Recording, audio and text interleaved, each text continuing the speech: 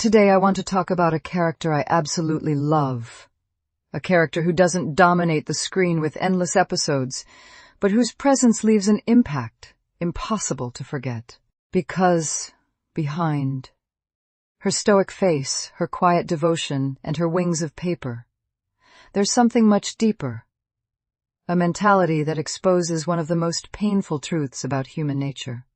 What happens when peace becomes a dream too fragile to survive reality?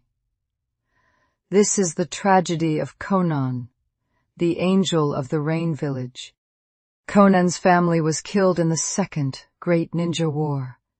She was left alone, a child in a world that devoured innocence. Then Yahiko found her. Together they survived. Later she discovered Nagato, dying in the mud with his dog. She carried him back, unknowingly forming the trio that would define her life. When the Sannin appeared, Jiraiya fed them. Konan folded a flower from the food wrappers, a symbol of gratitude, resilience, and beauty in a world of blood.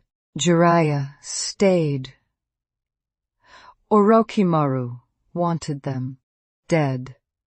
And Konan, even as a child, showed a resilience most adults would break under. But idealism doesn't survive war. Two events destroyed her innocence: Yahiko's death and Obito's corruption. These weren't just plot twists. They were psychological detonations. Hanzo's trap is the moment Konan's life fractures. A kunai at her throat, another thrown toward Nagato and Yahiko. The choice: kill Yahiko, and Konan lives. But Yahiko takes the choice away. He throws himself onto the blade. The sound of his body hitting the rain-soaked ground echoes in Konan's mind forever. Even after Nagato saves her, even after she becomes God's angel, that sound never leaves her. Nagato's grief mutates into rage. His body deteriorates. His worldview collapses. Konan becomes his caretaker, his nurse, his strategist, his shield. Her paper jutsu, once innocent origami, becomes a weapon of devotion. Her wings become the wings of an angel, guarding a god who can no longer walk. She hides behind cynicism, but her entire identity is chained to Nagato's philosophy. Pain teaches. Innocence dies. War is eternal. During the Jiraiya confrontation, Konan attacks without hesitation. No greeting, no warmth, just instinct. But when pain immobilizes her, you see it, the flicker of the girl she used to be. Later, during the Leaf invasion, she interrogates Shinobi with a cold mask. But the mask slips, her stoicism cracks, her eyes tremble. And when Nagato prepares to use a jutsu that will kill him, Konan begs him to stop, not as a soldier, not as an Akatsuki member, but as the last person who still loves him.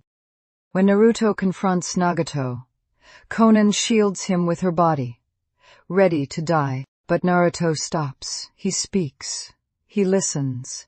And Konan watches, horrified, as Nagato is swayed. Redemption doesn't erase sins.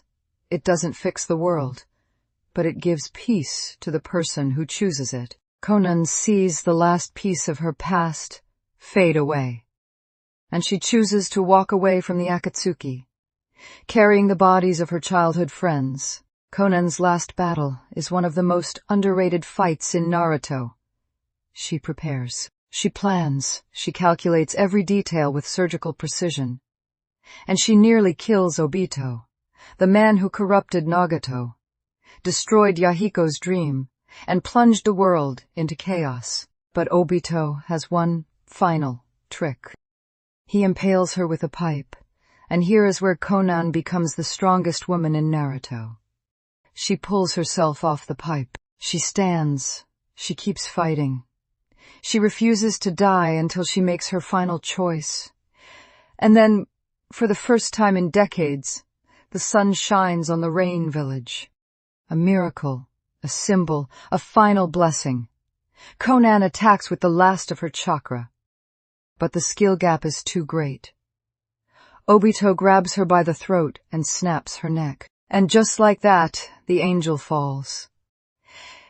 Konan's story isn't about victory. It's about the cost of loyalty, the fragility of peace, and the tragedy of living for someone else's dream. She teaches us that trauma doesn't always turn you evil. Sometimes, it turns you into a realist. She shows us that devotion can be both strength and prison.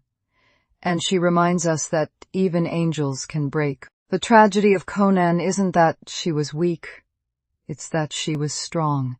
But her strength was chained to someone else's pain. Her final act wasn't proving herself. It was choosing to fight, choosing to resist, choosing to believe in peace, one last time. Sometimes the strongest thing you can do isn't surviving. It's making your final choice with dignity.